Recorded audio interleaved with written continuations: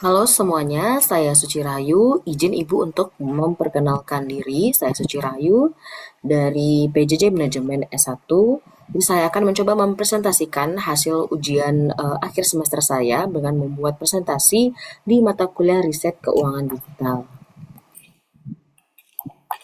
Selanjutnya untuk bagian abstrak, makalah ini membahas konsep manajemen keuangan dalam organisasi. Khususnya dalam dunia bisnis, manajemen keuangan mencakup berbagai aktivitas penting seperti perencanaan, pengalokasian, serta pengendalian sumber daya keuangan, guna mencapai efisiensi dan efektivitas operasional perusahaan. Dengan menerapkan manajemen keuangan yang baik, perusahaan dapat menjaga stabilitas finansial, memaksimalkan nilai pemegang saham, serta meningkatkan kesejahteraan stakeholder lainnya. Pembahasan dalam makalah ini mencakup pengertian fungsi, ruang lingkup, serta tujuan manajemen keuangan yang diambil dari berbagai literatur dan sumber akademis.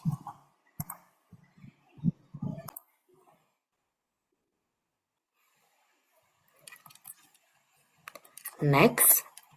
Untuk latar belakangnya, di dalam dunia bisnis yang semakin kompetitif, pengelolaan keuangan menjadi aspek yang sangat krusial bagi kelangsungan perusahaan. Manajemen keuangan tidak hanya berfokus pada bagaimana perusahaan memperoleh dana, tapi juga bagaimana dana tersebut dialokasikan dan digunakan secara optimal. Dengan pengelolaan keuangan yang baik, perusahaan dapat memastikan likuiditas yang cukup, mengontrol pengeluaran, serta memaksimalkan keuntungan bagi pemegang saham. Nah, selain itu, keputusan keuangan yang salah dapat mengakibatkan resiko kebangkrutan dan ketidakstabilan perusahaan. Oleh karena itu, memahami prinsip-prinsip dasar manajemen keuangan serta penerapannya dalam perusahaan menjadi hal yang penting untuk dipelajari. Yang ketiga, pembahasan. Manajemen keuangan didefinisikan sebagai aktivitas yang berhubungan dengan perencanaan, pengalokasian, dan pengendalian keuangan suatu organisasi, di mana beberapa ahli mendefinisikan manajemen keuangan seperti Sadikin. Manajemen keuangan adalah seluruh aktivitas perusahaan dalam menggunakan serta mengalokasikan dana secara efisien. Utari berpendapat bahwa merupakan aktivitas yang mencakup perencanaan, pengorganisasian, pelaksanaan, dan pengendalian dana dengan biaya serendah mungkin. Menurut Fahmi, manajemen keuangan adalah menggabungkan ilmu dan seni dalam mencari, mengelola, serta membagi dana untuk mencapai profitabilitas perusahaan. Dari berbagai definisi tersebut, dapat disimpulkan bahwa manajemen keuangan bertujuan untuk memaksimalkan nilai perusahaan melalui pengelolaan dana yang efisien.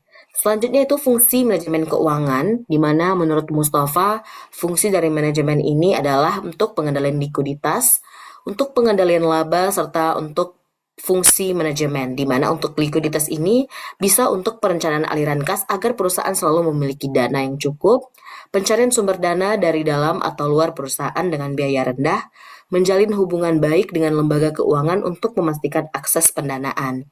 Selanjutnya, fungsi pengendalian laba, terdapat pengendalian biaya untuk mencegah pemborosan, menentukan harga jual yang kompetitif, serta merencanakan laba guna memastikan kesinambungan perusahaan. Selanjutnya itu fungsi manajemen di mana bisa mengelola aktiva dan dana perusahaan secara efektif, mengambil keputusan investasi dan pendanaan yang menguntungkan. Nah, untuk ruang lingkup manajemen keuangan, yaitu mencakup keputusan investasi di mana alokasi dana dalam aset produktif untuk memperoleh keuntungan.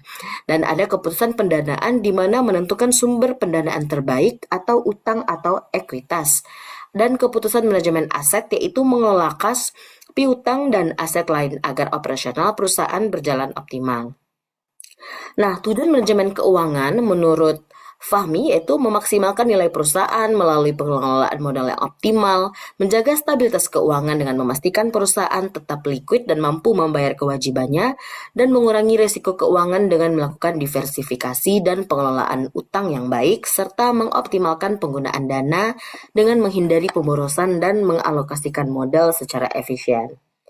Nah, untuk analisis datanya dalam makalah ini, analisis data dilakukan berdasarkan kajian literatur dari berbagai sumber akademik yang membahas teori dan konsep manajemen keuangan. Tidak terdapat data kuantitatif atau studi kasus spesifik yang digunakan dalam makalah ini. Namun, pembahasan dilakukan secara sistematis dengan mengacu pada pendapat para ahli dan teori yang relevan.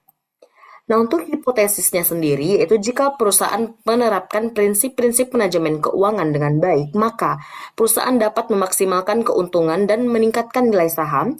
Yang kedua, keputusan keuangan yang tepat dapat membantu perusahaan menghindari kebangkrutan, serta pengelolaan modal yang efisien akan mendukung pertumbuhan dan ekspansi bisnis dalam jangka panjang. Nah, untuk kesimpulannya, yaitu berdasarkan pembahasan yang telah disampaikan, dapat disimpulkan bahwa manajemen keuangan merupakan aspek yang sangat penting dalam operasional perusahaan. Dengan menerapkan prinsip perencanaan, pengelolaan, dan pengendalian keuangan yang baik, perusahaan dapat mencapai efisiensi operasional, menjaga stabilitas keuangan, serta memaksimalkan keuntungan bagi pemegang saham atau investor. Nah, untuk selain itu, keputusan investasi, pendanaan, dan pengelolaan aset harus dilakukan dengan mempertimbangkan risiko dan keuntungan jangka panjang agar perusahaan dapat terus berkembang secara berkelanjutan. Nah, berdasarkan kesimpulan yang telah dibuat, beberapa saran telah didapatkan. Yang pertama, perusahaan harus lebih disiplin dalam pengelolaan arus kas guna menjaga likuiditas dan menghindari masalah keuangan. Pengambilan keputusan investasi harus didasarkan pada analisis yang mendalam, sehingga dana yang dialokasikan dapat memberikan keuntungan optimal, serta perusahaan perlu memperhatikan struktur modal yang sehat dengan menyeimbangkan antara penggunaan utang dan modal sendiri agar risiko finansial tetap terkendali, serta dibutuhkan kebijakan keuangan yang lebih transparan guna meningkatkan kepercayaan investor dan pemangku kepentingan lainnya. Mungkin sekian yang dapat saya sampaikan. Terima kasih atas perhatiannya.